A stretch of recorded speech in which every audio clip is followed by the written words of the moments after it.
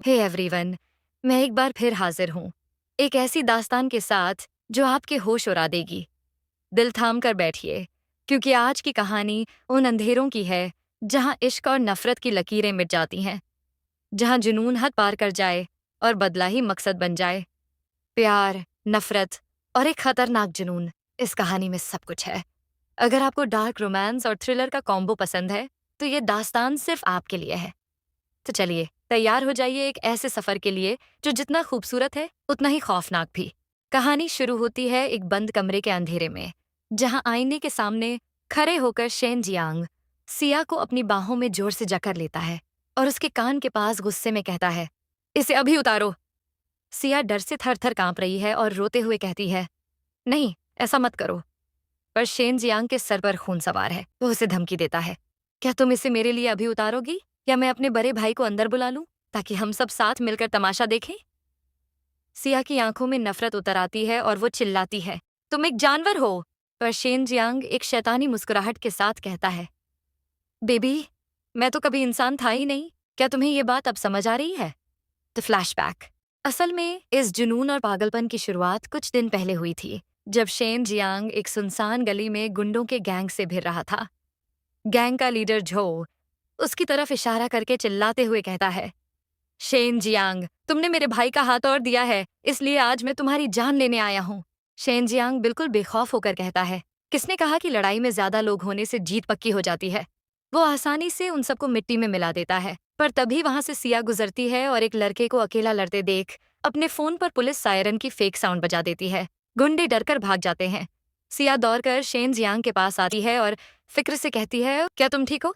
Shane Jiang उसे देखकर हैरान रह जाता है, क्योंकि वो उसे पहले से जानता था। सिया उसके हाथ पर खून देखकर डर जाती है और रुमाल बांधते हुए कहती है, ओह माय गॉड, क्या शेन जियांग ने तुम्हारा हाथ तोड़ दिया? फ्रैक्चर तो नहीं हुआ? शेन जियांग उससे पूछता है, क्या तुम उसे जानती हो? तब सिया कहती है, मैं उसके भाई शेंग वांग की गर्लफ्रेंड हूँ। शेंग वांग हमेशा उसके बारे में बताता है कि वो पैदाइशी बुरा है और कई लोगों का कत्ल कर चुका है। इसलिए तुम भी उससे कभी पंगा मत लेना। तभी वहां शेन जियांग का आदमी आता है और उसे second young master Shane Jiang कहकर बुलाता है, तो सिया के होश उड़ जाते हैं। शेन जियांग एक भयानक वार्निंग देते हुए कहता है, उप्स, मैं ही शेन जियांग हूँ। और भाभी जी, मैंने भले ही तुमसे पंगा ना लिया हो, पर तुमने तो मुझसे पंगा ले लिया है। अब तुम्हारे पास सिर्फ 3 दिन है मेरे भाई से ब्रेकअप करने के लिए, वरना मैं उसे तुम्हारी आंखों के सामने मार दूंगा। सिया उसकी बातों से दंग रह जाती है। शेन जियांग जाने से पहले उसका रुमाल निकालकर फेंक देता है और कहता है, और भाभी, यह खून मेरा नहीं है। शेन जियांग अपने जुनून में सारी हदें पार कर देता है और दीवानगी की हालत में उसे किस करते हुए जबरदस्ती कमरे के अंदर ले जाता है। वहां टेबल पर एक पुरानी किताब पड़ी थी, जिसके पन्नों के बीच दबी वो बचपन की तस्वीर उनके रिश्ते की पूरी हकीकत बदलने का दम रखती थी। नीचे हॉल में शेंग वांग परेशान बैठा था, क्योंकि सिया उसके कोई भी मैसेज और कॉल का रिप्लाई नहीं दे रही थी। और तभी अस्पताल से रिपोर्ट आई कि उस अजनबी का डीएनए उसके पिता से मैच हो गया है और वो सच में उसका छोटा भाई शेन जियांग ही है। शेंग वांग को यकीन नहीं होता, आखिर वो जिंदा कैसे बच गया। तभी लिली उसकी छोटी बहन आई, तो उसने पूछा, क्या सिया आई है? लिली कहती है, हाँ, मैंने सिया को ऊपर जाते देखा है। दोनों ऊपर जाते हैं और दरवाजा खटखटाते हुए सिया को आवाज देते हैं। कमरे के अंदर शेन जियांग सिया के बेहद करीब है और कहता है, सिया, देखो, तुम्हारा बॉयफ्रेंड तुम्हें ढूंढ रहा है। सिया रोने लगती है, प्लीज, मैं तुम्हारे आगे भीख मांगती हूँ, मुझे जाने दो। पर शेन जियांग उसे तकलीफ देता है ताकि उसकी चीख बाहर तक जाए। जो सुन शेंग वांग चिल्लाया, सिया, क्या अंदर तुम हो? शेन जियांग को तब सिया पर तरस आया। उसने चिल्लाकर कहा, वो यहाँ नहीं है, चले जाओ यहाँ से। शेंग वांग और लिली वहां से चले जाते हैं, पर सिया जैसे ही फोन निकालकर सच बताने की कोशिश करती है, शेन जियांग उसका फोन छीन लेता है। वो गुस्से में सिया को दीवार से सटा देता है और पूछता है, क्या तुम मेरे सामने अपने बॉयफ्रेंड को टेक्स्ट कर रही हो? फिर वो उसके करीब आकर कहता है, मैं तुम्हें आखिरी बार समझा रहा हूँ सिया, उससे अभी रिश्ता खत्म कर लो, वरना अगली बार तुम्हें उसकी लाश नसीब होगी। सिया डर से सहमी हुई कहती है, मैं समझ गई हूँ। शेन जियांग कहता है, गुड गर्ल, अब जाओ और अपनी क्लास लो। सिया जैसे ही नीचे आई, उसके चेहरे पर अभी भी घबराहट थी। शेंग वांग उसे देखकर पूछता है, सिया, तुम ऊपर क्या कर रही थी? सिया झूठ बोल देती है, वो मेरे कपड़े थोड़े गंदे हो गए थे, इसीलिए मैं रेस्टरूम साफ करने गई थी। उसी वक्त शेन जियांग भी नीचे आ जाता है और सिया के बिल्कुल बगल में बैठ जाता है। शेन जियांग उसे छेड़ने लगता है। सिया, आप खा क्यों नहीं रही? मेरे भाई ने ये बड़े प्यार से अपने हाथों से काटे हैं। लिली बेचारी अपने भाई शेंग वांग से कहती है, बड़े भैया, मुझे भी एक अंगूर चाहिए। जैसे ही शेंग वांग अपनी बहन की तरफ मुड़ा, शेन जियांग मौके का फायदा उठाकर सिया को अपनी तरफ जोर से खींच लेता है। सिया डरकर उसे पीछे धकेलती है और जैसे ही शेंग वांग वापस मुड़ता है, दोनों ऐसे बिहेव करते हैं जैसे कुछ हुआ ही ना हो। शेन जियांग बड़े आराम से कहता है, बाय द वे सिया, शायद आप अपना हेयर पिन मेरे बाथरूम में भूल गई हैं। मैंने उसे उठा लिया था क्योंकि वो काफी इंपॉर्टेंट लग रहा था। क्या आपको वो वापस चाहिए? सिया कहती है, हाँ चाहिए। शेन जियांग बताता है, वो मेरे कमरे के लेफ्ट साइड वाले कैबिनेट पर रखा है। क्या तुम खुद जाकर ले आओगी? क्योंकि मेरा ऊपर जाने का मन नहीं है। सिया हेयर पिन ढूंढने उसके कमरे में गई, पर उसे कहीं कुछ नहीं मिलता। तभी शेन जियांग पीछे से अंदर आता है और उसके हाथ में वही हेयर पिन था। सिया कहती है, तुम झूठे हो। शेन जियांग उसे गर्दन से पकड़कर दीवार से सटा देता है और उसे जबरदस्ती किस करने लगता है। सिया चिल्लाती है, शेन जियांग, तुम आखिर चाहते क्या हो? शेन जियांग गरजता है, सिया, अगर तुमने दोबारा उसके आगे अपनी दुम हिलाई तो मैं हर बार तुम्हारा यही हाल करूंगा। मैं तुमसे आखिरी बार पूछ रहा हूं, क्या तुम मेरे साथ रहोगी या उस इलेजिटिमेट चाइल्ड के साथ? बताओ, कौन चाहिए तुम्हें, वो या मैं? सिया बेबस होकर कहती है, क्या मेरे पास कोई चॉइस भी है? शेन जियांग कहता है, चॉइस तो नहीं है, पर क्या तुम्हें पता है साथ रहने का मतलब क्या होता है? इसका मतलब है सिर्फ मेरा हाथ पकड़ना, मुझे किस करना और सिर्फ मेरे बारे में सोचना। सिया ने कहा, तुम जो चाहते हो वो मैं तुम्हें नहीं दे सकती शेन जियांग। शेन जियांग कहता है, पर मुझे तो सिर्फ तुम में ही इंटरेस्ट है और मैं किसी हाल में भी तुम्हें मेरे भाई से छीन कर रहूंगा। लिली बाहर से चिल्लाती है कि डैड बुला रहे हैं। शेन जियांग उसके कान में फुसफुसाता है, तो बताओ, आज रात हम कहाँ मिल रहे हैं, होटल में या मेरे घर? इस बार चॉइस तुम्हारी है। सिया हैरान होकर कहती है, हम कल रात ही तो मिले थे। शेन जियांग कहता है, हाँ, पर क्या करूं, मेरी जान, मेरा मन अभी भरा नहीं है। सिया डरकर कहती है, ठीक है, तुम्हारा घर सही रहेगा, पर पहले मेरा हेयर पिन वापस करो।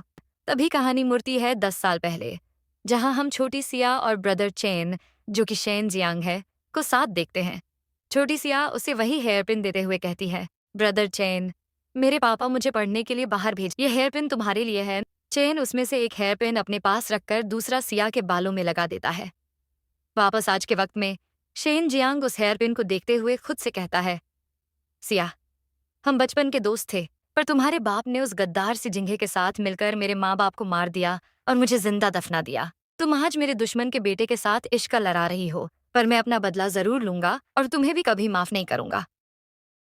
कहानी एक दर्दनाक फ्लैशबैक में मोड़ जाती है, जहां सिया के डैड उसे लू फैमिली की तबाही का वो सच बताते हैं जो उसने कभी सोचा भी नहीं था। वो कहते हैं, बेटा, तुम्हारे जाने के बाद तुम्हारे अंकल लू ने, यानी चेन के डैड ने, अपनी कंस्ट्रक्शन साइट्स पर घटिया माल इस्तेमाल किया था, जिसकी वजह से ब्रिज गिर गया और कई लोग मारे गए।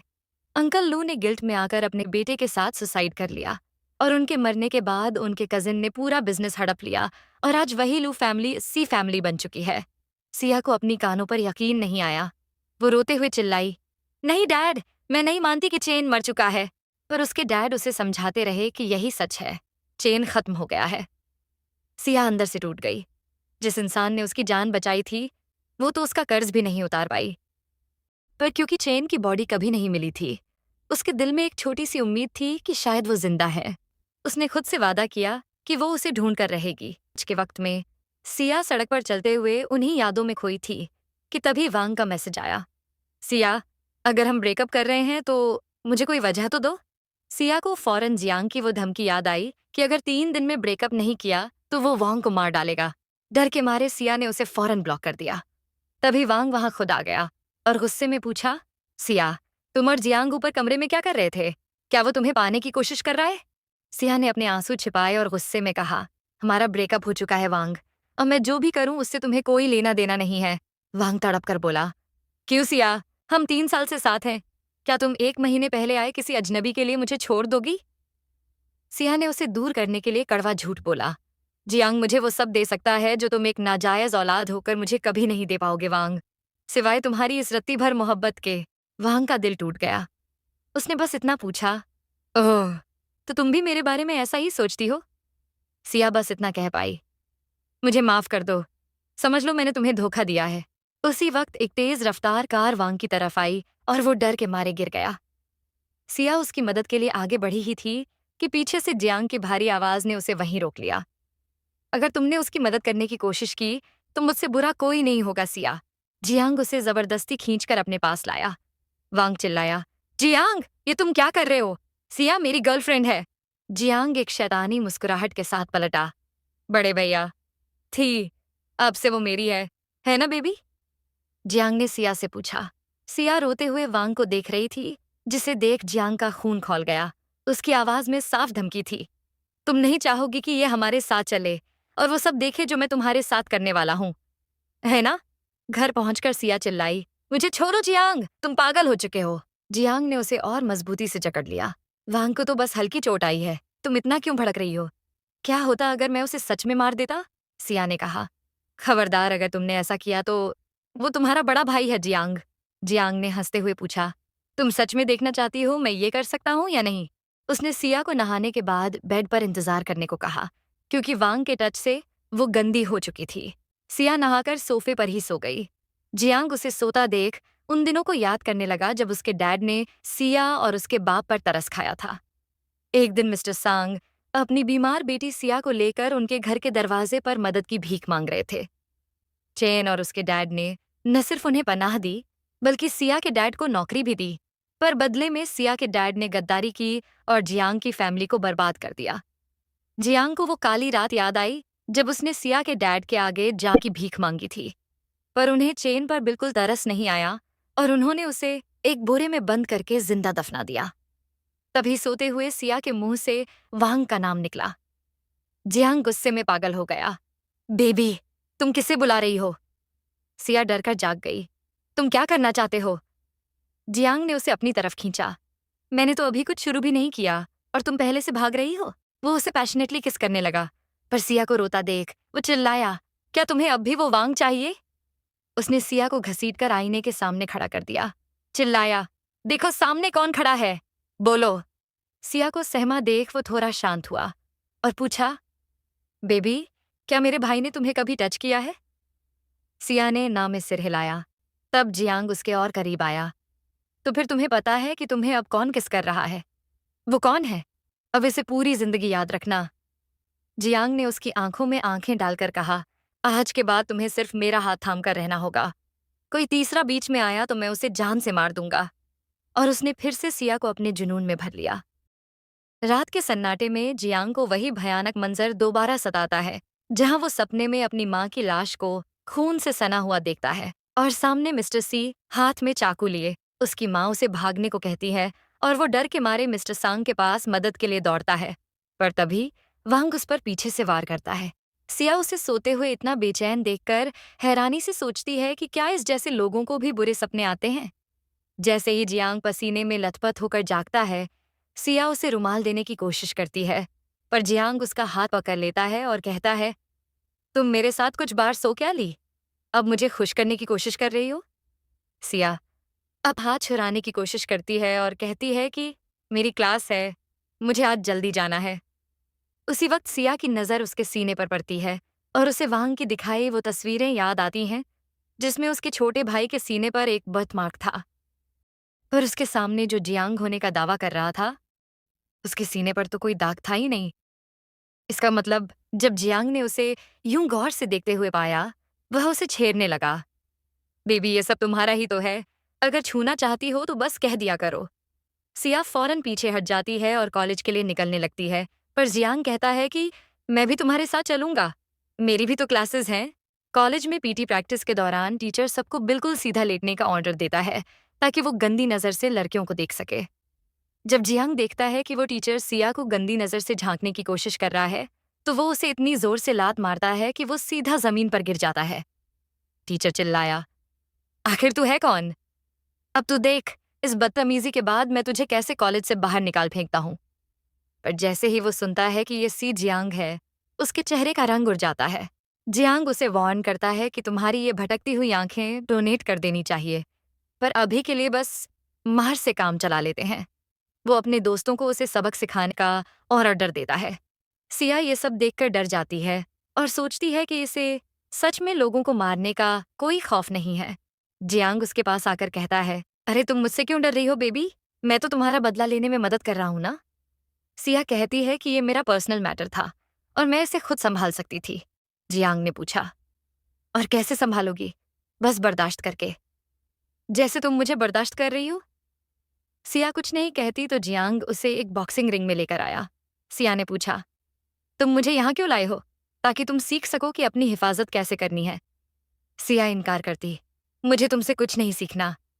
पर जियांग फिर एक शर्त रखता है, क्या तुम मुझसे छुटकारा नहीं चाहती? इस साल की पहली बर्फ गिरने से पहले अगर तुमने मुझे हरा दिया तो मैं तुम्हें आजाद कर दूंगा और कसम खाता हूं कि पूरी जिंदगी तुम्हें परेशान नहीं करूंगा। सिया ने पूछा, और अगर मैं ऐसा न कर पाई तो? जियांग मुस्कुराता है, जाहिर सी बात है, तो फिर जिंदगी भर तुम्हें मेरे साथ रहना होगा और मैं जब चाहूं जो चाहूं तुम्हें वो मेरे लिए करना होगा। वो फिर उसे बॉक्सिंग सिखाने लगता है। उसकी इंस्ट्रक्शन सुन सिया को उसका बचपन का साथी चेन याद आता है जो इसी तरह उसे बॉक्सिंग सिखाया करता था। जियांग तब अचानक उसे बीच में किस करते हुए पूछता है, किसके ख्यालों में खो गई? क्या तुम मुझे हराना नहीं चाहती? वो फिर से प्रैक्टिस शुरू करते हैं। सिया बुरी तरह थक जाती है और जियांग उसके पसीने पोंछने करीब आता है। इसी का फायदा उठाकर सिया ने उसे मारने की कोशिश की, पर वो नाकाम हो गई। जियांग बड़े ही आसानी से उसे अपनी बाहों में कैद कर लेता है।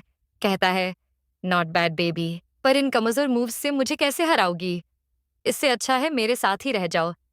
सिया गुस्से में कहती है कि एक दिन मैं तुम्हें जरूर हराऊंगी जियांग। वो खुद को छुड़ाकर जाने लगी, पर तभी वहां वांग आ जाता है और उसे देखकर जियांग जानबूझकर सिया को अपनी बाहों में भरता है और वांग के सामने उसे किस करने लगता है। वांग से ये देखा नहीं गया। वो गुस्से में चिल्लाया, तुम अपने बड़े भाई की गर्लफ्रेंड पर अपनी गंदी नजर कैसे डाल सकते हो? जियांग ने कहा, और मैंने पहले ही कहा था कि वो अब तुम्हारी गर्लफ्रेंड नहीं है।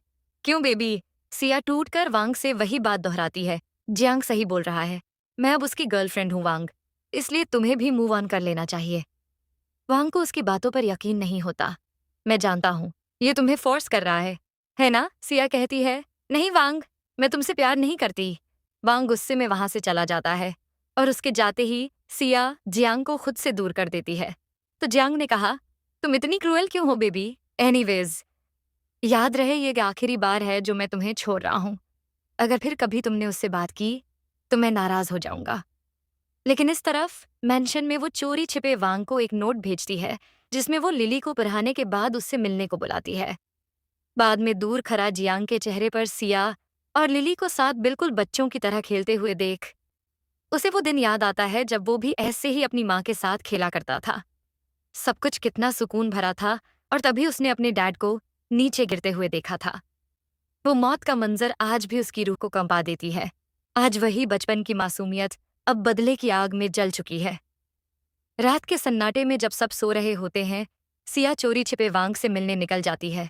थोड़ा डरकर पर हिम्मत जुटाकर बताती है कि उस शख्स के सीने पर कोई बर्थमार्क नहीं है, वो सी जियांग नहीं है। पर वांग का दिमाग सिर्फ एक ही बात पर अटका होता है। वो गुस्से और जलन में पूछता है, क्या तुम दोनों एक दूसरे के इतने करीब आ चुके हो? सिया उसकी बात सुनकर टूट जाती है और कहती है कि मैं तुम्हारे लिए सिर्फ इतना ही कर सकती थी वांग, बाकी अब सब तुम्हारे हाथ में है।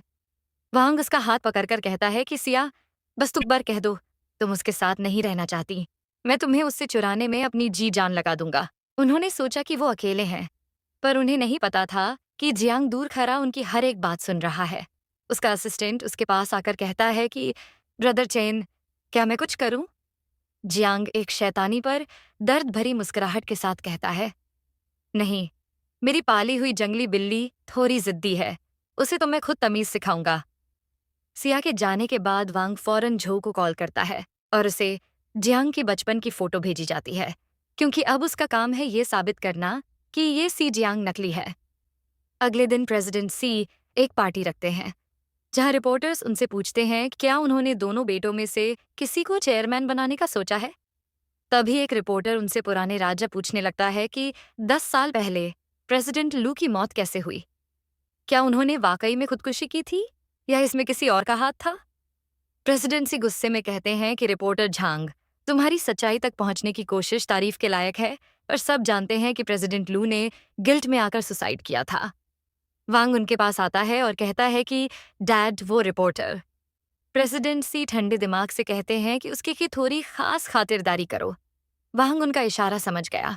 वो रिपोर्टर को बाहर ले जाकर उसका काम तमाम कर देता है। मिस्टर सी भी बाहर आए और अपने बेटे से बोले, भाई वाह वांग, तू बिल्कुल अपने बाप पर गया है। मुझे नाज है तुझ पे। कुछ ही देर में मैंशन की उस पार्टी में जो किसी तूफान की तरह दाखिल होता है और वांग अपना नाटक शुरू करते हुए उस पर चिल्लाकर कहता है कि अब तुम मुंह उठाकर यहाँ क्या करने आए हो, जबकि ये सब उन दोनों की ही मिली भगत थी।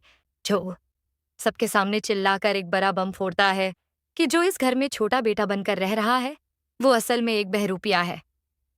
सिया ये सब देखकर मन ही मन मुस्कुराती है और जीत की खुशी मनाती है, पर तभी जियांग उसके कान के पास आकर धीमे से कहता है कि ये जीत की मुस्कान कहीं तुम और तुम्हारे एक्स बॉयफ्रेंड पर भारी न पड़ जाए बेबी।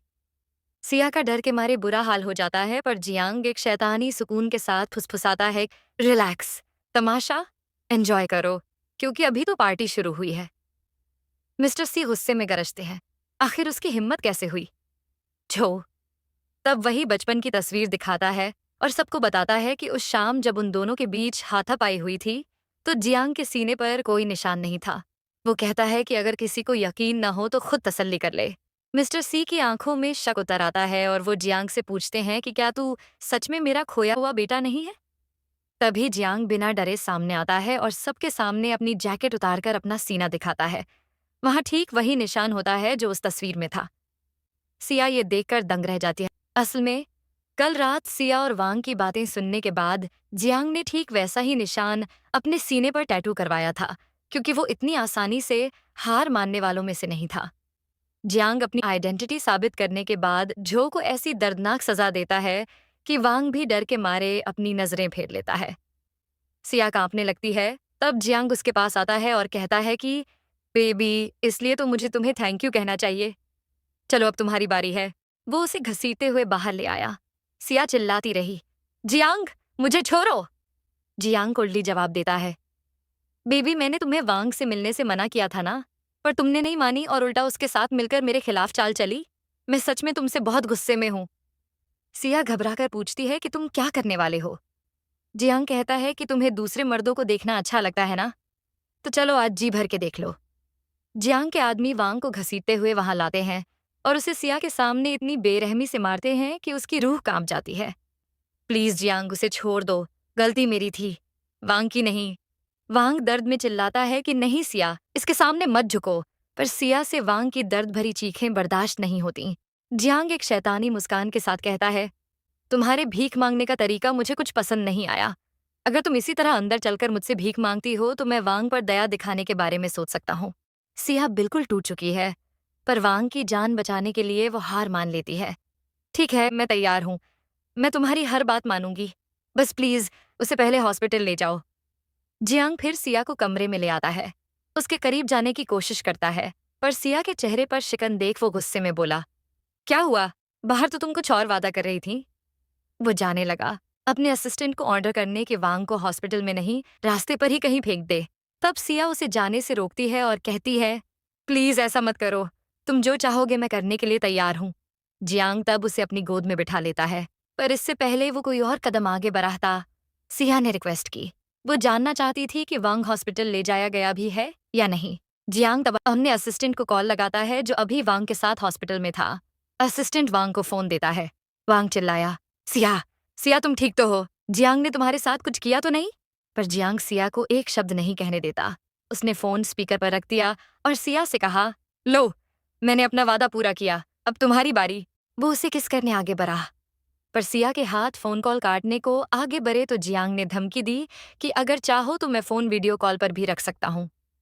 अगली सुबह सिया सो रही थी जब जियांग बड़े प्यार से उसके चेहरे को साफ करता है, क्योंकि उसे हल्का बुखार था। सिया की घबराहट में आंख खुल जाती है। जियांग ने तब उसे अपनी दवाई लेने को कहा तो वो मना कर देती है, मुझे तुम्हारे हाथों से कुछ भी नहीं लेना। तब जियांग गुस्से में दूसरे तरीके से जबरदस्ती उसे दवाई पिलाता है और कहता है, बड़े भाई से मिलना चाहती हो तो चलो अब रेडी हो जाओ। लिली और मिस्टर सी भी वांग से मिलने हॉस्पिटल पहुंचे। मिस्टर सी पूछ ही रहे थे कि आखिर ये सब कैसे हो गया जब जियांग पीछे से कहता है, बड़े भैया, मैंने कितनी बार कहा है, गलत लोगों के साथ आपको पंगा नहीं लेना चाहिए।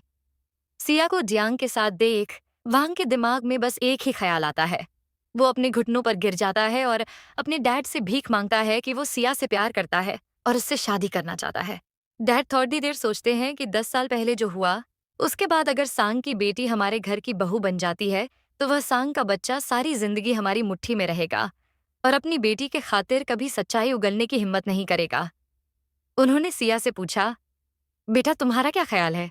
क्या तुम भी मेरे बेटे को पसंद करती हो? शादी करोगी उससे? वांग सिया का हाथ थाम लेता है और उसकी आंखें बस उसके हाँ के इंतजार में पलकें बिछाए थीं। पर जियांग की एक नजर पते ही सिया वांग से अपना हाथ झटक देती है और कहती है, जी नहीं अंकल, मैं वांग से न तो प्यार करती हूँ और न उससे शादी करना चाहती हूँ। जियांग फिर उसे वहां से लेकर चला जाता है। पर वांग इतनी आसानी से हार नहीं मानने वाला था। सिया शादी के लिए हाँ नहीं कहेगी तो कोई बात नहीं। हॉस्पिटल से डिस्चार्ज होते ही वो सीधा तोहफों के साथ सिया के डैड मिस्टर सांग से मिलने पहुंचा और बताया कि मैं शादी के लिए आपसे सिया का हाथ मांगने आया हूँ। यह सुन मिस्टर सांग डर जाते हैं क्योंकि भले ही सिया ने वांग का असली रूप कभी न देखा हो, वो जानते थे कि इंसान के रूप में वो एक हैवान है। वो ये कहकर बात को टालने की कोशिश करते हैं कि हमारी उतनी हैसियत कहाँ, भला मेरी बेटी सी मैंशन की बहू कैसे बन सकती है। वांग ने तब धमकी दी, मैं पूछ नहीं रहा, आपको बता रहा हूँ, वरना आप नहीं चाहेंगे ना कि सिया को सच्चाई का पता चले कि जिस बचपन के साथी को वो आज तक भुला नहीं पाई है, उसे आपने अपने हाथों से दफनाया था। और फिर फ्लैशबैक आता है। जिस शाम चेन के डैड को कंस्ट्रक्शन मटेरियल में मिलावट की खबर मिली, वो बहुत परेशान थे और यह मिलावट उन्होंने नहीं बल्कि उनके कजिन मिस्टर सी ने की थी। चेन के डैड ने जब कहा कि तुमने गलती की है तो सारी दुनिया के सामने तुम्हें अपनी गलती को भी कबूल करना होगा, तब मिस्टर सी ने अपने बड़े भाई को मिस्टर सांग के सामने गोली मार दी थी। वो तो मिस्टर सांग और उनकी बेटी को भी जान से मार देते अगर उन्होंने मिस्टर सी की बात नहीं मानी होती तो। और मिस्टर सांग को अपनी जान की नहीं बल्कि सिर्फ अपनी बेटी की फिक्र थी। सिया के डैड उस दिन को याद कर और वांग की धमकी से डर जाते हैं। अपनी बेटी की नफरत वो झेल नहीं पाएंगे और वो जानते थे कि सच पता लगने पर वो उनसे नफरत ही करेगी। इसलिए न चाहते हुए भी उन्हें शादी के लिए हाँ कहना पड़ा। सिया को जैसे ही इस शादी की भनक हुई, उसने अपने डैड से आकर पूछा, डैड, आप मेरी मर्जी के बिना इस शादी के लिए हाँ कैसे कर सकते हैं? उसके डैड नजरें चुराकर कहते हैं, बेटा, मिस्टर सी बहुत काबिल और पढ़े लिखे हैं। वो तुम्हारा अच्छा ख्याल रखेंगे। वो तुम्हारे लिए बिल्कुल सही हैं। सिया को शक होता है और वो सीधा पूछती है, डैड, मुझे सच बताइए, क्या उन्होंने आपको धमकी दी है? ये सुनते ही उसके डैड के होश उड़ जाते हैं और वो सिया के सामने अपने घुटनों पर बैठ गिड़गिड़ाने लगते हैं। प्लीज बेटी, मुझ पर तरस खाओ, बस इस शादी के लिए हाँ कर दो। सिया चिल्लाई, डैड, आप ये क्या कर रहे हैं? उठे। पर डैड जिद पकड़ लेते हैं, मैं तब तक नहीं उठूंगा जब तक तुम शादी के लिए हाँ नहीं कर देती। और बस डैड की जिद के आगे एक बेटी हार जाती है। ठीक है डैड, आप जो कहेंगे मैं करने के लिए तैयार हूँ। कुछ दिनों बाद सी मैंशन में लिली खुशी में सिया से पूछती है, मिस सिया, क्या आप सच में मेरे बड़े भैया से शादी कर रही हैं? सिया बस हल्का सा सर हिला देती है। तभी वहां जियांग आ जाता है। लिली चहकते हुए कहती है, भैया, सुना आपने सिया दीदी ने क्या कहा? मिस सिया अब हमारी भाभी बनने वाली हैं। जैसे ही लिली वहां से जाती है, जियांग पीछे से सिया को अपनी बाहों में भर लेता है। वो उसके कान में फुसफुसाता है, बड़े दिनों बाद मिल रही हो, क्या तुम्हें मेरी एक पल के लिए भी याद नहीं आई? सिया गुस्से में उसे धक्का देने की कोशिश करती है। मुझे छोड़ो जियांग, अपनी हद मत भूलो, मैं अब तुम्हारी भाभी हूँ। जियांग एक शैतानी हंसी के साथ कहता है, भाभी हूँ? अब अगर मेरा मासूम दिल अपनी भाभी पर ही आ जाए तो इसमें मैं क्या कर सकता हूँ? वो उसे किस करने की कोशिश करता है तो सिया चिल्लाती है, छोड़ो मुझे। पर जियांग बेपरवाह होकर कहता है, जितना चिल्ला सकती हो चिल्लाओ, पूरे सी परिवार को भी तो पता चले कि घर की होने वाली बहू अपने देवर के साथ क्या गुल खिला रही है। सिया गुस्से में उसे एक थप्पड़ जड़ देती है। जियांग उसका हाथ पकड़कर कहता है, बस एक, अगर तुम्हें इसी में मजा आता है तो तुम जितनी बार चाहो मुझे मार सकती हो। सिया उसे पागल कहकर जाने लगी, पर जियांग के अल्फाज उसके कदम वहीं रोक देते हैं। वो कहता है, तुम्हें लगता है मेरे भाई से शादी करके तुम उसे बचा लोगी? अब भी वक्त है, कहीं बहुत देर न हो जाए। देखते देखते एक हफ्ता बीत गया। शादी से एक दिन पहले वांग घर की सजावट में बिजी था। जब जियांग वहां आता है, वांग अकर में कहता है, अरे छोटे भाई, देखो ना, घर अच्छा सजा है ना। अब बस तुम्हारी भाभी को घर लाने की देर है। जियांग एक फीकी मुस्कुराहट के साथ उसे कॉन्ग्रेचुलेट करते हुए शादी का एक छोटा सा तोहफा देता है। पर जैसे ही वांग वो बॉक्स खोलता है, डर से उसके रोंगटे खड़े हो जाते हैं, क्योंकि बॉक्स में कोई शादी का तोहफा नहीं, खून से सनी हुई वही खंजर थी जिससे उसने बचपन में चेन पर हमला किया था। वांग डर के मारे गिर जाता है और चिल्लाता है, ये यहाँ कैसे? वो दौड़ कर उस जगह जाता है जहाँ उसने और उसके डैड ने वो खंजर छुपाया था। पर लाख ढूंढने पर भी वो खंजर उसे नहीं मिलता। तभी जियांग वही खंजर लिए सामने आता है और कहता है, क्या इसी को ढूंढ रहे थे बड़े भाई? वांग चीखता है, कौन हो तुम? और ये खंजर तुम्हारे पास क्या कर रही है? जियांग अपनी शर्ट उतारकर वो पुराना जख्म दिखाता है जहां वांग ने उसे इसी खंजर से मारा था। उसने पूछा, क्या अब भी कुछ कहना जरूरी है बड़े भैया? वांग की आवाज कांपने लगती है। तुम तुम लूचैन हो? तुम जिंदा हो? जियांग कहता है, हाँ मैं जिंदा हूँ। मेरा बच जाना मेरी किस्मत थी और अब मैं तुम्हारी मौत बनकर आया हूँ। शादी वाले दिन हर जगह इस बात की हलचल है कि दूल्हा यानी कि वांग कहीं मिल नहीं रहा। तभी जियांग आगे आता है, डैड, शायद मुझे ही उसकी जगह दूल्हा बनकर चले जाना चाहिए। मिस्टर सी चिल्लाए, तेरा दिमाग तो खराब नहीं हो गया है? ये शादी है कोई खेल नहीं। जियांग समझाने की कोशिश करता है कि इनविटेशंस जा चुके हैं, मीडिया को सब पता है। ऐसे वक्त पर दुनिया को सच्चाई का पता चला तो सी परिवार की बेहद बदनामी होगी। मिस्टर सी का सेक्रेटरी भी तब उन्हें समझाता है, आइडिया बुरा नहीं है बॉस। वैसे भी उन दोनों भाइयों ने कभी मीडिया के सामने अपना चेहरा नहीं दिखाया है, किसी को पता नहीं चलेगा। मिस्टर सी के पास कोई रास्ता नहीं बचता और वो मान जाते हैं। इधर सांग मैंशन में सिया दुल्हन बनी बैठी थी जब उसके डैड पास आकर कहते हैं, बेटा मुझे माफ कर दो।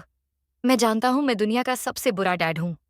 बचपन से न तुम्हें कभी परिवार का प्यार दे पाया और अब एक ऐसे इंसान से शादी करने के लिए तुम्हें मजबूर कर रहा हूं जो कि सिया उन्हें बीच में ही टोक देती है।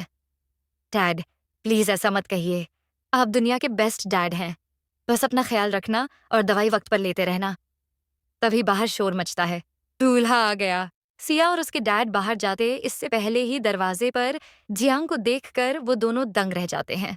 जियांग मुस्कुराते हुए कहता है, हेलो अंकल सांग, मैं सी जियांग हूँ, सी परिवार का दूसरा बेटा। सिया के डैड उसे गौर से देखते हैं। उन्हें जियांग का चेहरा बहुत जाना पहचाना लगता है, ठीक लू चेन जैसा। और फिर अचानक उनकी तबीयत बिगड़ने लगती है। सिया घबरा जाती है, डैड आप ठीक तो है ना? जियांग बड़े आराम से उन्हें बैठने को कहता है और सिया का हाथ पकड़कर उसे घसीटते हुए बाहर ले जाता है। अपना हाथ जियांग से झटकते हुए पूछती है, तुमने वांग के साथ क्या किया? जियांग के दिल में वही पुरानी जलन की आग जल उठी है। वो पूछता है, बेबी तुम उसके लिए इतनी परेशान क्यों होती हो? तुम जानती हो जब मैं तुम्हारे होंठों से उसका नाम भी सुनता हूँ तो मेरा खून खौल उठता है। एनीवेज कोई बात नहीं, अब जब मैंने उस कांटे को रास्ते से हटा दिया है तो तुम्हारी शादी भी मुते होगी और सुहागरात भी। सिया चिल्लाती है, मैं तुमसे शादी करने के बजाय मरना पसंद करूंगी। सिया वहां से जाने लगी पर जियांग की धमकी से वो रुक जाती है। वो अभी भी जिंदा है सिया, पर अगर तुमने मेरी बात नहीं मानी तो वो बहुत जल्द मर सकता है। तभी मिस्टर सांग वहां आते हैं। वो इतने सदमे में हैं कि कुछ बोलने की भी हिम्मत नहीं थी उनमें। जियांग उन्हें देख कहता है कि अंकल सांग, मेरे डैड बोल रहे थे कि बड़े भाई की तबीयत ठीक नहीं है, इसलिए शादी की दावत एक दिन के लिए टाल दी गई है।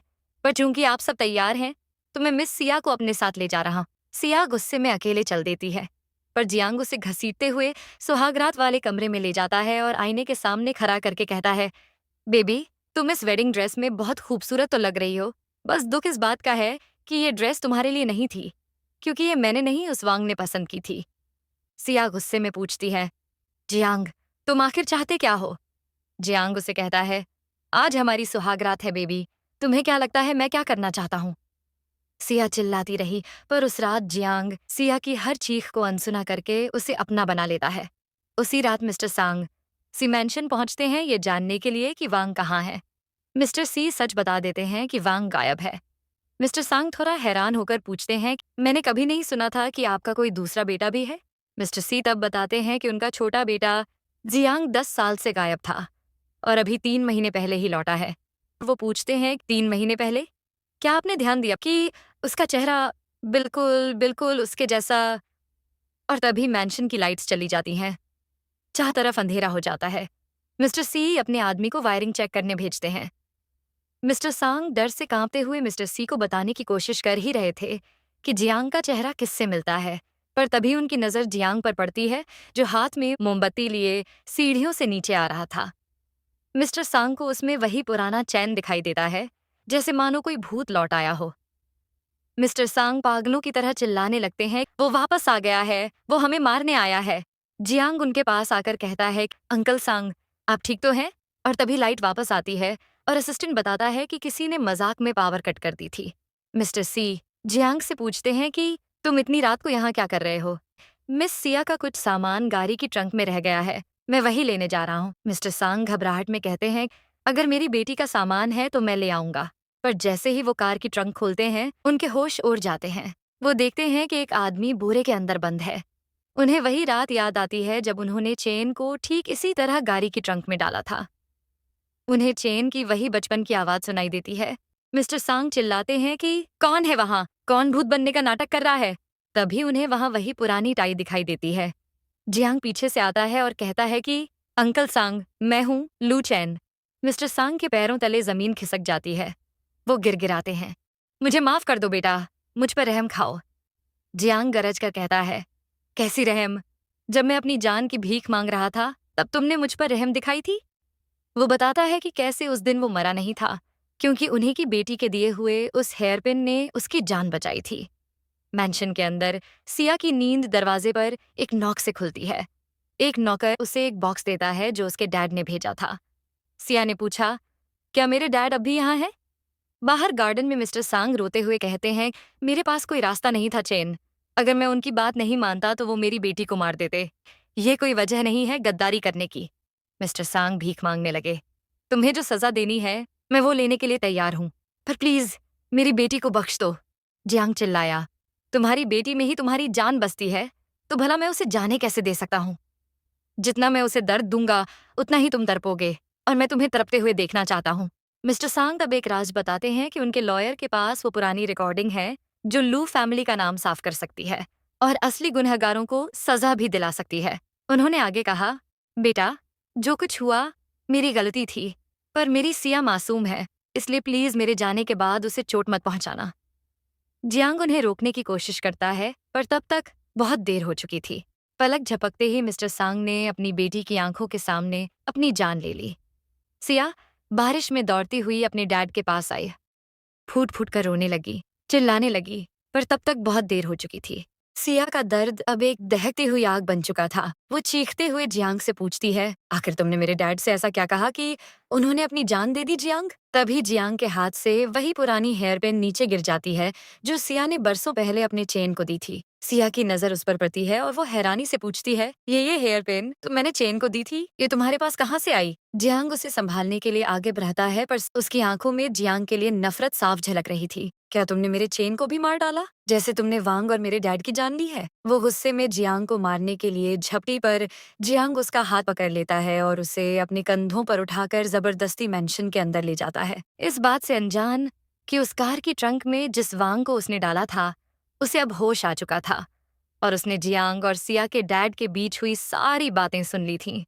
अगले दिन सुबह जियांग का असिस्टेंट उसे बताता है कि मिस सिया ने कल रात से एक निवाला भी नहीं खाया है। जियांग खुद खाना लेकर उसके कमरे में गया, पर सिया सीधा खाने से इनकार कर देती है। जियांग उसे धमकी देते हुए कहता है, मैं उम्मीद करता हूं कि तुम नहीं चाहती ना कि तुम्हारे ब्रदर चेन का अंजाम भी तुम्हारे डैड जैसा हो। सिया घबराकर पूछती है, मेरे ब्रदर चेन जिंदा है? कहाँ है वो? बताओ तुमने उसे कहाँ छुपाया है?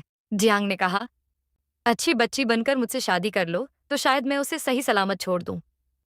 सिया पागलों की तरह एक चाकू उठा लेती है और चिल्लाती है, मुझे बताओ वो कहाँ है जियांग, नहीं तो मैं अपनी जान दे दूंगी। जियांग ने कहा, पहले ये सूप पियो, फिर मैं तुम्हें उससे मिलने ले जाऊंगा। और फिर जियांग उसे उसी कब्र के पास लेकर आया जहां सिया के डैड ने उसे जिंदा दफना दिया था। जियांग उस जगह की तरफ इशारा करके कहता है कि तुम्हारा ब्रदर चेन यहाँ है। सिया को यकीन नहीं आता, वो चिल्लाती है, तुम झूठ बोल रहे हो। जियांग ने कहा, यही सच है, वो मर चुका है और उसे यही जिंदा दफना दिया गया था। और जानती हो ऐसा किसने किया था? तुम्हारे डैड ने। सिया को जियांग की कही बातों पर रत्ती भर भी भरोसा नहीं था, पर वो वहां बैठकर बुरी तरह रोने लगती है। उसकी उम्मीद की आखिरी किरण भी बुझ चुकी थी। उसे नहीं पता था कि जिस शख्स से वो सबसे ज्यादा नफरत करती है वही उसका चेन है। पर जियांग करता भी क्या? जब तक वो अपने परिवार की मौत का बदला न ले लेता, वो किसी से कुछ नहीं कह सकता, सिया से भी नहीं। बस यही डर था कि तब तक बहुत देर ना हो जाए। इधर मिस्टर सी अब भी वांग को ढूंढ रहे थे और तभी वांग लड़खड़ाते हुए उनके कदमों में गिर जाता है और बेहोश होने से पहले उसके मुंह से सिर्फ एक ही बात निकलती, डैड। वो वापस आ गया है। मैंशन के अंदर सोती हुई सिया को देख जियांग के दिल में एक अलग ही तूफान उठता है।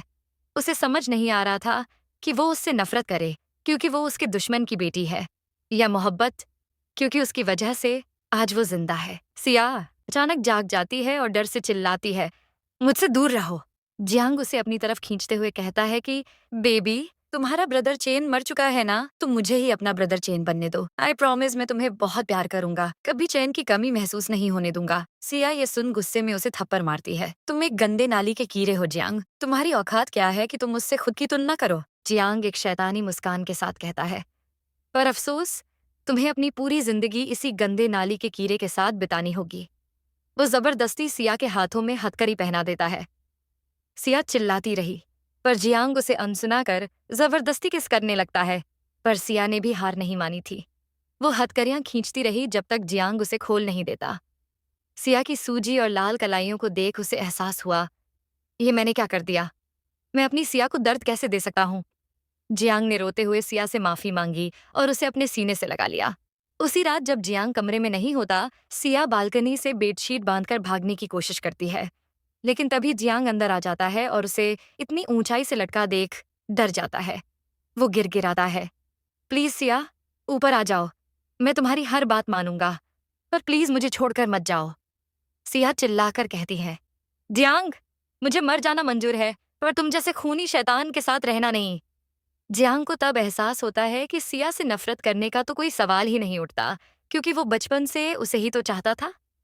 जब वो इस दुनिया में पूरा अकेला पड़ चुका था, तब उसके बदले की आग और सिया से वापस मिलने की उम्मीद ने ही तो उसे जिंदा रखा था। पर इससे पहले वो कुछ कर पाता, उसने देखा कि सिया वो बेडशीट काट चुकी थी और वो काफी ऊंचाई से नीचे गिर चुकी थी। सिया का पैर बुरी तरह से मुड़ चुका था, पर वो फिर भी भागने की कोशिश करती है, पर ज्यादा दूर नहीं जा पाती। तभी जियांग उसे वापस घर ले जाने पहुंच जाता है। सिया रोती हुई पूछती है कि तुम मुझे जाने क्यों नहीं देते? जियांग कहता है, क्योंकि मैं तुमसे प्यार करता हूँ। क्या हम सब भूलकर एक नई शुरुआत नहीं कर सकते? सिया हंसते हुए कहती है, प्यार? क्या तुम्हें इसका मतलब भी पता है? मैं अपने बाप के कातिल से कभी प्यार नहीं करूंगी। उसे तभी जियांग की बॉक्सिंग रिंग वाली शर्त याद आती है और सिया अपने बालों से हेयर पिन निकालकर सीधा जियांग के दिल पर वार कर देती है, ठीक साल के पहली बर्फ से पहले। वो कहती है, लो, मैंने शर्त भी जीत ली और अपने डैड और चेन का बदला भी पूरा कर लिया। अब तो मैं आजाद हुई ना जियांग। जियांग तब उसे एक आखिरी बार किस करके अलविदा देता है। सिया उसे वहीं मरने के लिए छोड़कर जाने लगती है, पर तभी जियांग का असिस्टेंट दौड़ कर आता है और उसे जियांग नहीं बल्कि उसके असली नाम से बुलाता है, चेन, ब्रदर चेन। सिया वहीं रुक जाती है और शौक में पूछती है, तुमने इसे क्या बुलाया? असिस्टेंट रोते हुए सारा सच बता देता है कि जिस चेन की मौत का तुम बदला ले रही हो वो कोई और नहीं बल्कि यही जियांग है। वो वही लड़का है जिसे तुम्हारे बाप ने जिंदा दफना दिया था। सिया के पैरों तले जमीन निकल जाती है, उसकी आंखों के सामने अंधेरा छा जाता है, पर शायद अब बहुत देर हो चुकी थी। अगले दिन सिया की जिंदगी पूरी तरह बदल जाती है जब उसे अपने डैड के वकील से एक खत और वही रिकॉर्डर मिलता है जिसकी बात उसके उन्होंने चैन से मरने से पहले की थी।